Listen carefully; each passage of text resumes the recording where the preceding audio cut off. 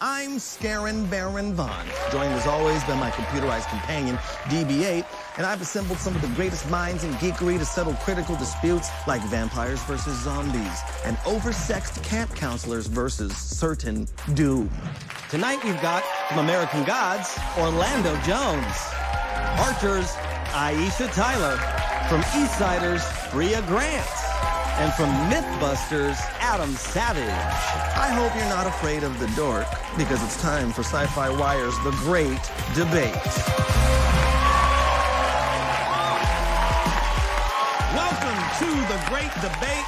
I'm your host, Baron Vaughn. To my right is my pixelated pal, our ship's computer, De-bate, who told me she's impervious to the delight of a good fright. De-bate, have you never really been scared by a movie? You know, I do sometimes have nightmares about that scene in Office Space where they go ham on that printer. Ugh. Oh, I feel you. I can't see the words PC load letter without having a panic attack. Any hoozles, let's see if we can scare up some good debate and give it up for our panel, everybody. Yes, they deserve it. Our first round is called So Say We All. I give the topic. Each of the four of you will take a different position and defend it with all of your might. You'll argue amongst yourselves until my e-buddy, De-bate, and I have heard enough, and we'll name the winner. The only thing worse than running into a ghost is not having any backup when you do. So who you really gonna call when you're looking to pair up with some paranormal pros? It's time for hashtag Squad Ghouls. Oh, boy. Squad Ghouls. Thanks, Dad. Orlando Jones, start us off. Who do you want backing you up when you are facing down a phantasm? Well, the most important quality when you're doing that is obviously moisture. You need somebody who can bring the full-blown moisture, and that's Mulder and Scully. It's true. The sexual chemistry between Mulder and Scully. Oh, that's the moisture. Can kill a ghost. That's moisture. That's what they give up. Listen, Mulder was lost in the Bermuda Triangle on a ghost ship, okay? He survived. Why? Moisture, fool. Moisture. Plus, these are certified FBI agents. They have real guns. They're like the Ghostbusters. They got, what, a vacuum cleaner? That's really it. So if we're really talking about how you're going to kill a ghost, what you need is moisture. Wow. That's very, very exciting. Adam Savage, bring it. I feel a personal affront about the attack on the Ghostbusters. Oh. I believe they have two things that no other ghost hunting troupe has, which is they're the only ones who've actually tackled and defeated ghosts and have done it in a humane way. They catch them, but they don't kill them. They have the best scientist in all of movie history in Egon Spengler. He is my hero. Yep. Thank you for seeing the Star Spangler Banner.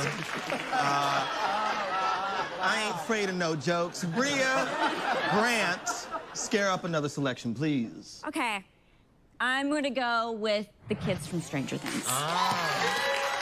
No training, no formal FBI training, no ghost training, no scientists. These kids come out of nowhere. They just have the help of a girl who can move things with her mind, which is important, but honestly, it's just a group based on D&D skills and friendship. I mean, that is how they solve their problems. And also, they're adorable. No one thinks a Scully pantsuit is adorable. I'm sorry. Oh, wow. Ooh. Oh, wow. You went there. Okay, wow. It's about to get ugly. Suit shaming. That was a little stranger danger right there. Aisha Tyler, what ghost fighters are you going to gang up with? Look, guys, Mulder and Scully are moist, but the hottest ghost fighting duo, the highest paranormal team, are the Winchester boys. There are no hotter supernatural fighters than them. Not only do they make me moist, but... Oh! Moisture. Lots of moisture. I'll bring the moisture. I'll bring the moisture. My goodness. But they have both died. Not once, not twice, but multiple times. Sam has died 8 times. That's true. Dean Winchester has died 108 times, ladies and gentlemen. And they didn't just go to hell. They lived there for a while. Hey, Sam, what are you doing? Oh, you know, just chilling. In hell. Wow. Respect. No, I feel like you needed, like, what, 500 episodes for them to prove themselves, and all the Stranger Kids needed was 1 season of Netflix. But how are you gonna send your kids to catch a ghost? You must not have kids. Like, what are you talking about? I don't. Yeah, exactly. You can't even get kids to close the doggone door before they leave the house. Go out and catch some ghosts. I know you playing right now. Not at all. You gotta break some eggs to make an omelet. The Ghostbusters are not afraid to get their hands dirty or slimy. Wow, okay. All right, silence. Silence. Wow, okay. De-bate, do you have any opinions on these squad ghouls? The Ghostbusters are all about random science equipment with blinking lights, so you know I've got to go for them. Okay. Winner of the squad ghouls, because the argument was too hot to handle, too cold to hold, I'm gonna have to go with Adam Savage and the Ghostbusters. Savage. We'll be back in a moment to talk terrifying tykes. This is The Great Debate.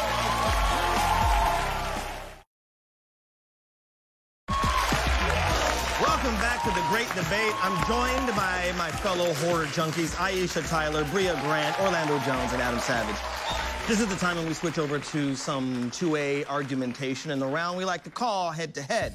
Adam and Bria are going to start us off. Horror movies had a long run of top-notch scares in the 70s and 80s. In fact, those 2 decades might be the all-time pinnacle of the genre, but which was the absolute best? Adam, Bria, you're facing off to tell us where you stand on best horror decade. Adam Savage, let us hear about your golden era of Scara. Okay, the decade I'm going to choose here is the 70s, because the 70s doesn't just have amazing horror films. Every horror film from the 70s is its own freaking genre. So you have The Exorcist, you have Texas Chainsaw Massacre, you have Alien. Every one of those is responsible for dozens and dozens of amazing films since then. And for that reason, I say the 70s is like the embryonic touchstone of fabulous horror genres. Wow. The embryonic touchstone? I don't know what that exactly means. It's also a sexual position. Okay, excellent points. Bria, that must mean that you were defending the heyday of slasher horror films, the 80s. Let us hear about it. I'm obviously defending the 80s. I'm just gonna name a few names for you. Freddy, Jason, Ash, Michael Myers, the not funny one, but sometimes in the later movies he's a little bit funny. I don't know. I'd actually argue that it improved upon horror in a way that made it more universal and added a very much needed element to horror, which is comedy. This is a very serious argument, okay? I'm very serious about this. Speak your truth, girl. Listen, Speak your when you truth. make a horror movie, everyone needs that collective, like, you need that moment, you need that laugh. And the 70s movies just didn't have it. And the 80s movies did.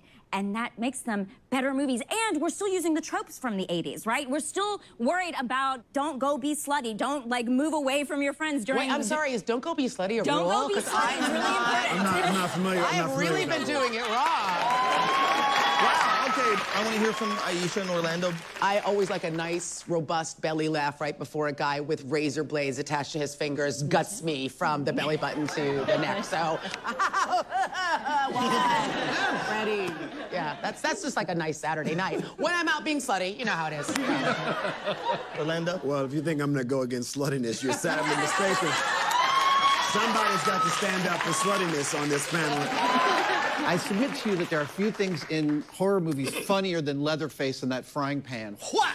I'm gonna submit to you that the better Alien movie is actually the second one that came out in the 80s. Aliens. Right. Oh, snap! Fighting words. And it's a horror movie Wait, versus even a sci-fi despite the movie. fact that Okay. Alien itself is a gothic sci-fi horror movie. film. All right, I'm gonna have to bang my invisible gavel on this.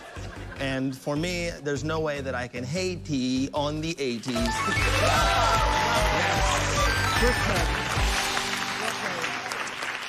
This next head-to-head is for Orlando and Aisha. One thing every horror movie era had was a heaping portion of spooky little kids. Orlando and Aisha, tell us which of cinema's scary children would be the worst to babysit. Okay? The twins creeping around the Overlook Hotel, or Reagan McNeil levitating and speaking in tongues. It's time for Terrifying Tykes, Exorcist versus Shining.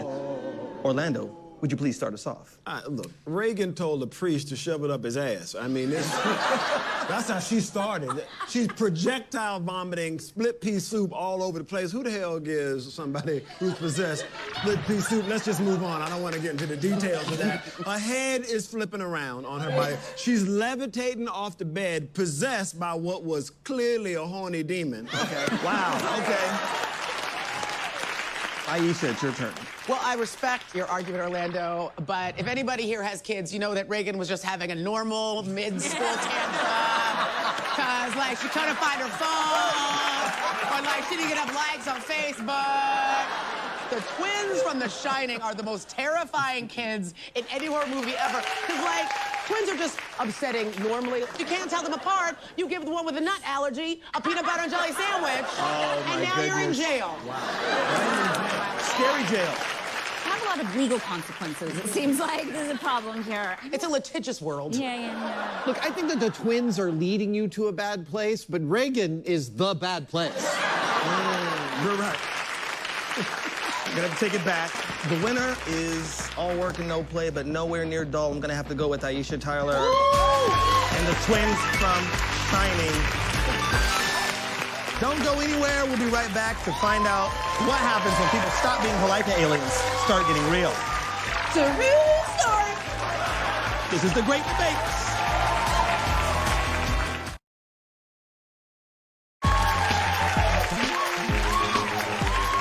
Welcome back to The Great Debate. Our table has been zapped into the Twilight Zone, and our panelists are going to get on their feet for our Take a Stand round. First up, Adam and Aisha. The two of you are going to sidle up next to this here screen to present your cases in response to a question that's been on my mind ever since I first saw a sci-fi movie. Who are the real monsters, aliens or humans? This debate is called We Don't Come in Peace. Adam and Aisha, take your positions if you please. Okay, so who is worse to each other in movies? Humans or aliens? All right. Independence Day. This is the perfect description of why aliens are so much more scary than humans. Think about through human history, as humans with technology arrived in places that humans who did not have technology, how did those without technology fare? Not great.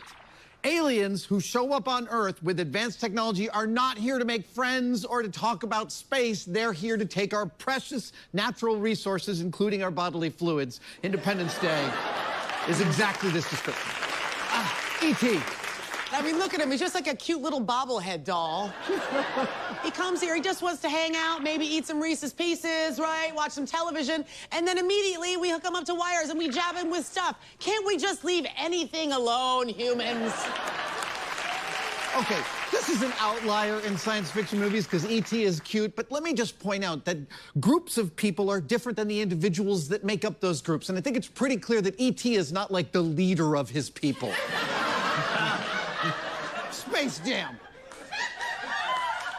Bugs and Michael Jordan, they're just chilling out, maxing, relaxing, all cool, shooting some b-ball outside of the school when a couple of aliens who were up to no good started making trouble in their neighborhood. It's just always super cute when the science guy raps. You know, what are you gonna do? I can't beat that. I really can't beat that. All I'm saying is these nice aliens are hanging out and then humans come and the humans are this big and still manage to completely destroy the aliens, not only beat them at basketball, a game that they're just learning. Come on, look at him. He's confused by everything. But they humiliate them in front of the entire galaxy. We're just cruel human beings. Okay, so to recap, the amount of resources in the known universe is finite and the ability for life to propagate is infinite, which means that if we meet aliens, they are going to want to eat us and all the stuff we have. Aliens are worse than humans. Listen, Mr. Science Guy, all I know is people are awful. They mansplain on the bus. They steal things from you. They don't text you back even though you've been texting them hundreds and hundreds of times. Human beings are awful. They punch aliens in the face, and we suck. All right, okay. Because he is the precious prince right now, I'm gonna have to give this round to Adam Savage.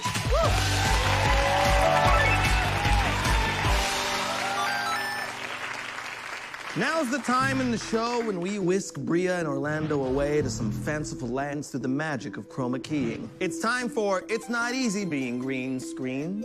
Orlando, we'll start with you. Now, any fan of the Friday the 13th movie series knows Camp Crystal Lake is a, well, let's say, less than safe place to live for, well, just about anybody, really. Orlando, we're sending you there right now to act as a counselor giving an orientation speech on the first day of camp. Please orient away. All right, campers, I can't stress enough, that if you get beheaded, please try to stay standing for a moment before you fall. I can't tell you how disappointing it is when you take the time and energy to decapitate someone and they fall plop right away. Okay, it's not how it's done in Game of Thrones, which has the best titties to beheadings ratio in all the television. You stand for a while, and then you fall. It's how it's done, okay? All right, now listen up. Virgins who are going to get killed, we need you in cabin 5. That's cabin 5. If you're gonna rise from the lake one last time for a kill, please cover yourself in seaweed. The west basin of the lake is nice. The east basin is full of pee, not hygienic. Go west, not east. Okay, guys? Remember, kill with care. Let's just make sure you have the best summer ever. Okay, all right. Can't dismiss. Great green screen. Thank you, sir. Thank you. Okay. Felt good about Bria, it. it is your turn. Will you head up into the Emerald Arena, please?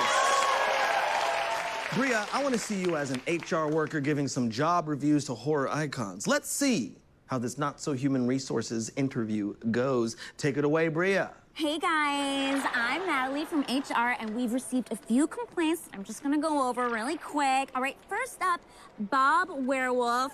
We have a real strict policy about workplace wardrobe, so no more ripped jeans, and please try not to burst out of your shirt, okay? So thank you for coming in, and no biting on your way out. Up next, we have our sole mummy employee, Mr. Imhotep. Hi.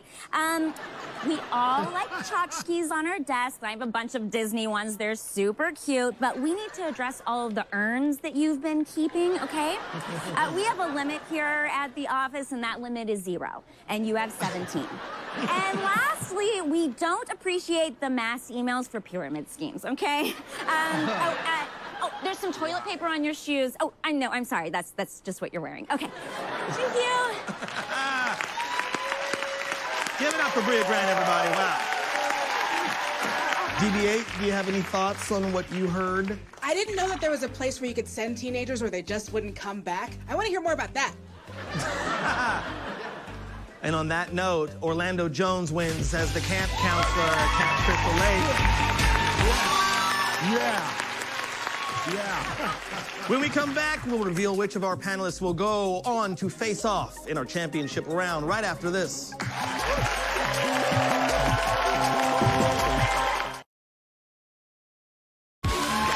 Welcome back to the Great Debate. It's time for our championship round, and I am very pleased to reveal that the 2 debaters who will be facing off in our final round tonight are Aisha and Adam, everybody.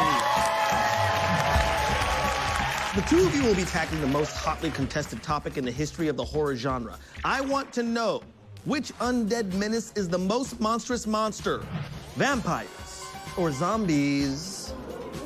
Adam, the floor is yours. The age-old debate, vampires versus zombies, they both bite people to bring them into their club, but their dissimilarities end completely, because when you want to look at which one is the best, the most monstrous, you've got to look for the one that's the most culturally impactful. Is there a Muppet flesh-eating zombie? No! Is there a flesh-eating zombie cereal? No, but we have the Count on the Muppets, and we have Count Chocula in cereal. Yes! They are a sexy monster. We can project all sorts of things into them. But lastly, I think vampires is a projection of our desire to know what happens in the world. We are invested in it. And zombies are simply a projection of our desire to shoot our neighbors. Thank you, Adam. Aisha, take it away. Very erudite, well put. I will posit right off the bat that there is a zombie Muppet, and it is Snuffleupagus. Hey, bird. Hey, bird. Obviously, plodding along will trample tiny puppets in his wake, but it's obvious that zombies are the most terrifying monster ever created, and this is why. A vampire bites you once, a zombie gonna eat your whole ass up. You can stake a zombie all over in his eye. He will still try to claw at you with his 2 fingers. The fingers can be not attached. For example, this is the end of a zombie, still trying to kill me. Still trying to kill me. It has no teeth, but it is still trying to take my life. Here's the other thing. Zombies are never sexy. I've never wanted to have sex with a zombie. I have, by accident, had sex with a zombie, but not on purpose. I mean, please, try a little harder, buddy. Put your back into it. Here's what I'm saying. Zombies are a statement about late-century ennui and the decay of the American cultural system. Capitalism run rampant, and eventually we will all be zombies staring at our phones, looking at our likes, and just praying that somebody will look at our stupid Instagram photo of our bowl of cereal that we ate this morning, which is not Count Chocula, because that's really bad for you. It has a lot of sugar in it. Adam, your rebuttal. All right. One, I want to point out that vampires are way scarier than zombies because they can also turn into other things. They can turn into bats and sometimes dogs, both of which are much harder to outrun than a human. And speaking of outrunning, that's the only thing you need to do against a zombie is move a little faster. Take that. Well, what I will say to you, dear friend, is that a zombie would eat that vampire, chew him up into tiny bits, spit him out, and turn him into a pile of quivering flesh. Okay, all right, fantastic. Adam and Aisha, you both pleaded your cases very well, but as far as I'm concerned, the person who best settled this oh-so unsettling topic is Adam Savage. Anyone can be undead, but only a champion can be immortal. Adam Savage, you are the winner of tonight's great debate. Excellent work. Come on over, everybody. Take your victory lap, sir. This has been the great debate. Check us out online for bonus footage and extra fun with our outstanding panelists. We'll be back soon to get to the bottom of more nerdy conundrums with our hilarious friends. Thank you and good night.